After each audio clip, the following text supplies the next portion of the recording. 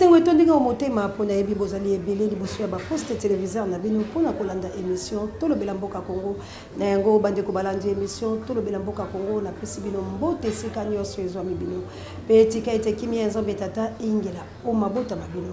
Merci encore une fois na babonné na biso ya Océan du Congo lolingi bozali ko s'abonner massivement bo continuer ko s'abonner massivement na chaîne na bino Libération beaucoup za la cadicité pe na bino bandeko balandi o bozo zali bakwa kolanda biso du début jusqu'à la fin bo partager l'émission bo liker bo tchaba suggestion ba jome pe ba commentaire na bino ekozala bongo malamu yango vraiment na lobi nzambe alola apambola bino banso ba oto zali ko sola pour la liseko ya République démocratique du Congo mbela o biso tozali ko beta bandeko balandi ba susu pe lokola biso bali komona bobele lolenge wana lelo peut être kolinga to lobela mingi mai mazali ko sa na République démocratique du Congo pambate lelo na banzi ete kombo ya Denis ekozala bongo officialisé na mitu ya batu nyonso kasi bandeko na ngai boye baka ete makambo tolobaka na bino esengeli bandeko na biso boyo kaka yango esengeli bandeko na biso bakongo mani bosela yango pambate Congo ezali kokufa oyo ezali video bakati kasi ngana linga kozongisela bino pambate moto mosusu peta mosazo kile bakwa kolanda yango te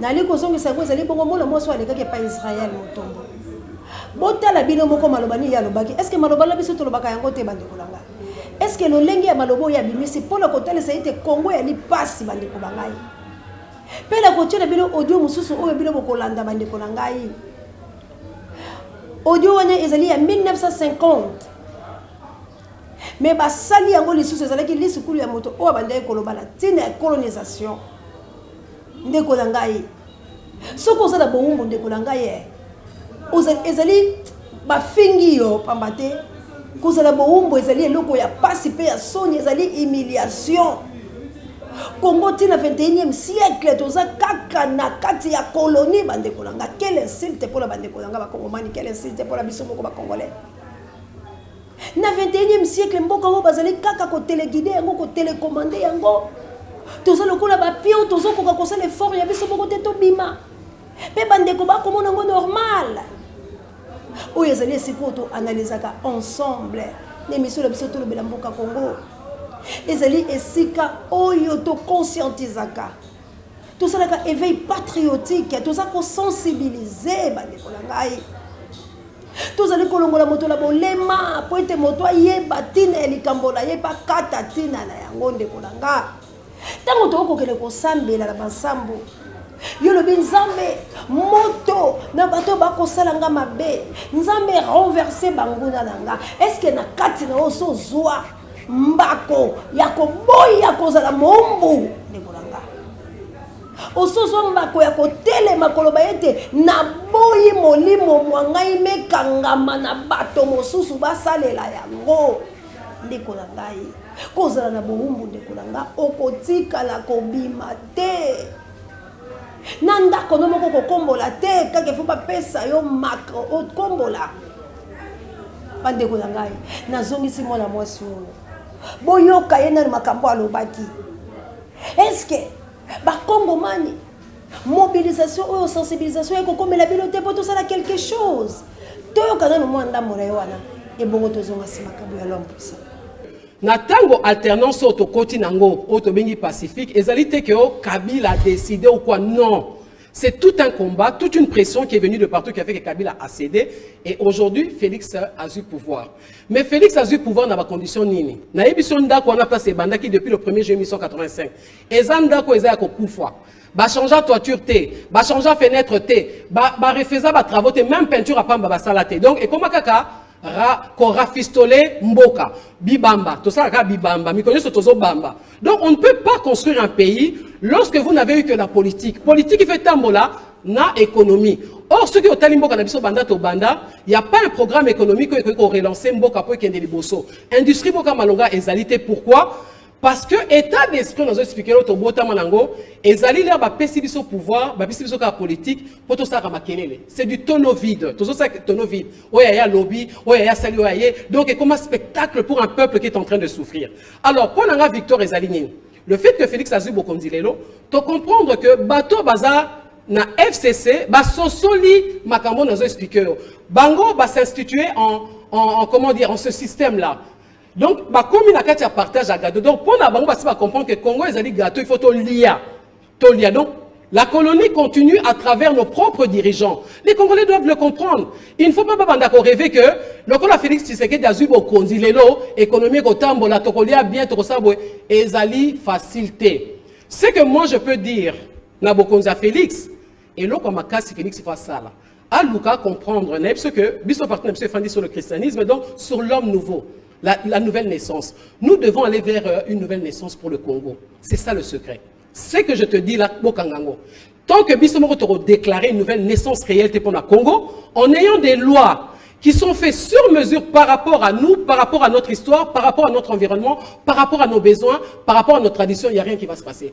Tu vas continuer le spectacle à Maboke Mikolonioso, il y a qu'on l'a télé réalité. Alors pour moi, Félix, dans ce que je comprends, Azana na combo notre expliquer que Abouki le coloniama moko, le politique misat.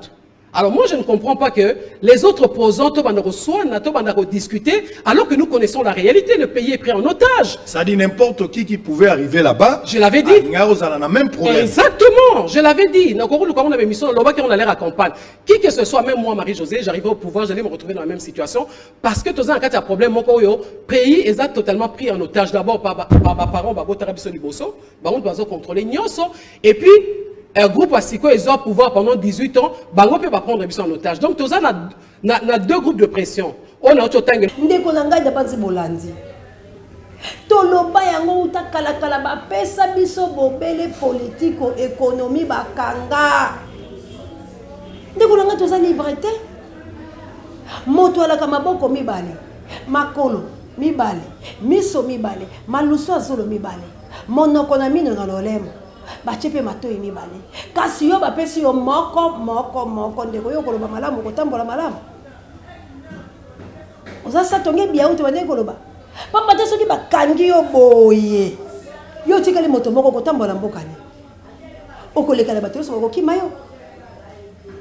Siko biso bapesi biso palati moko babombela biso nani ndeko lo babele o abombi économie ya mboka. Mboka ekotambola malamu te ndeko nanga. Bateka ka minéraux ya mboka oyo pourcentage nango to revenu nango ezongela ka bakongo manité parce que soki ya solo biloko bya biso ekotekama pe revenu ko zongela bakongo mani bande ko langa biloko kasi kongo mani ko sanga lotiliki bokali se kongo mani ko bande ko langa il y a un sérieux problème makambo ya makasi ali le ko la biso oyo biso moko toza ko chiola bande ko langa makambo ezali na mboka la biso moko tozali kochola alors to landa moto o na bokebi aloba yango na 1950 to yoka du début jusqu'à la fin tango mosusu ko inspirer ba kongomani bande ko langa eloko oyo liaka te ko lia yango te po na njala eloko oyo yebite ndeko kusala te sans que otuna. Congo a un problème. Il y a occupation. Congo a un problème. Il y a colonisation. Néocolonialisme. Mais ce qui est néocolonialisme, hein? Elles ont les sous-sous. Bazongi c'est la bino yango babanda kokonza bino kokonza kabino. Bandeko nanga congolais, tout réfléchir loko la batou, tout analyser ensemble. Nini ezala kaposa na yo. Congolais bandana kometuna, ngana za kongomani. Na linga kanini na bomo na ngai ndeko nanga. Na banzi makambo elekeli bino na poto. Ngana lobi Dieu merci. Bakangi bino ba masanga ba boteli bino ba kiti ba panzi bino. Pourquoi? Parce que vous ne comprenez pas que on n'est pas mieux que chez soi. Et pas inayo, on est mieux que chez soi, pardon. Chez les voisins, on cause la miété. Moto azalaka malamu kaka nesika na ye. To bundele kolo wa biso. Ndeko toyoka souci. Bakomi kolanda bino bisikala soko za na paste na password wana te soko za na nini wana te ya sanitaire wala ba bengani bino ba uti ko bengana bino ko kana bino biloko ba police ya camion minene ye boyebi yango malamu esengo eza mabe te kosala eza mabe te mais tala nanu pourquoi maltraitance oyo eza koya parce que yo olingi kose révolutionner te ndeko na nga olingi kose révolutionner te olingi otikala bobele na kati ya bolema ya étouffement ya konyoko yo oliaka biloko yo olingi te ndeko na ngai estomac ekoboya mikolo so mpondu estomac ekoboya toyoka nanu lolenge nini pe makambo nini audio oyo ezoloba na biso ebongo ngai na yo tokata nanu ntina ya likambo na biso to analyse bandeko na ngai ezaka to analyse tolandala okambo ya lompisa. À mon tour de poser une équation, colonisation égale chosification. J'entends la tempête, on me parle de progrès, de réalisation, de maladies guéries, de niveau de vie élevé au-dessus d'eux-mêmes. Moi, je parle de sociétés vidées d'elles-mêmes, de cultures piétinées, d'institutions minées, de terres confisquées, de religions assassinées, de magnificence artistique anéantie, d'extraordinaires possibilités supprimées. On me lance à la tête des faits, des statistiques, des kilométrages de routes, de canaux, de chemins de fer.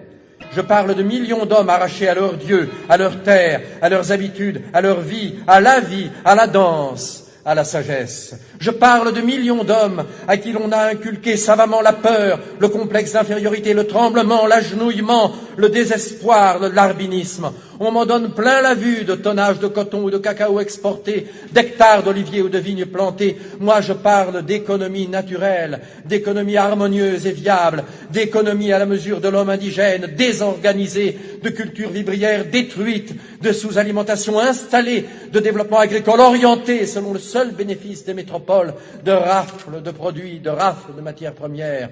On me targue d'abus supprimés. Moi aussi, je parle d'abus, mais pour dire qu'aux anciens, très réels, on en a superposé d'autres, très détestables. On me parle de tyrans locaux mis à la raison, mais je constate qu'en général, ils font très bon ménage avec les nouveaux, et que de ceux-ci aux anciens et vice-versa, il s'est établi, au détriment des peuples, un circuit de bons services et de complicité. On me parle de civilisation, je parle de prolétarisation et de mystification. Pour ma part, je fais l'apologie systématique des civilisations para-européennes. Chaque jour qui passe, chaque déni de justice, chaque matraquage policier, chaque réclamation ouvrière noyée dans le sang, chaque scandale étouffé, chaque expédition punitive, chaque quart de CRS, chaque policier, chaque milicien nous fait sentir le prix de nos vieilles sociétés. C'étaient des sociétés communautaires, jamais de tous pour quelques-uns. C'étaient des sociétés pas seulement anti-capitalistes, comme on l'a dit, mais aussi anticapitalistes. C'était des sociétés démocratiques toujours. C'était des sociétés coopératives, des sociétés fraternelles. Bandeko na ngai nasengaki bacha video oyo na bolai na yango nyonso ezo espace. Parce que boyoki alobi makambo etali ecclesia. Alobi makambo etalami bomo ya moto ndeko na ngai congolais. Nyonso ezali kapona zo sensibiliser. Nazolinga tokoma na hauteur ya kosala quelque chose. Nazolunga to longwala se to matanana. To mitela nano dimension la biso. To tala nano assassinat, to tala moquerie, to tala makambo ya mabe o ezokomela biso na mboka oyo. Félix akotika la kosala eloko te. Bino penso na bazela répéter parce que ndeko ngana mo salo biango. Boyebi le lenge du pouvoir à Félix eye. Ba uti ko la tsebelo ba accord. Alors ngai na yo tango tozoyeba makambo na il faut to sala ni to landela ni. Lelo ndenge nazoyebisa bino. Pasi ezali makasi na kati ya mboka na biso. Mwana mboka a créé makambo ya mabe ya makasi. Bolanda bino moko. Bandeko langa. Lelo mulu ba un problème sérieux. Na misu langa ba ko beta ye. Na misu langa ba ko tika ndeko langa mosi motaka. Na mitali na lobi nini na koyi kosala. Na mitali na lobi eloko nini na koyi kosala. Na mitali na lobi nini na koki kosala lelo pona kabola ndeko langa to na libérer. Mais na moni moya kosala ezate. Pourquoi? Parce que Chilombo a cherché ses problèmes.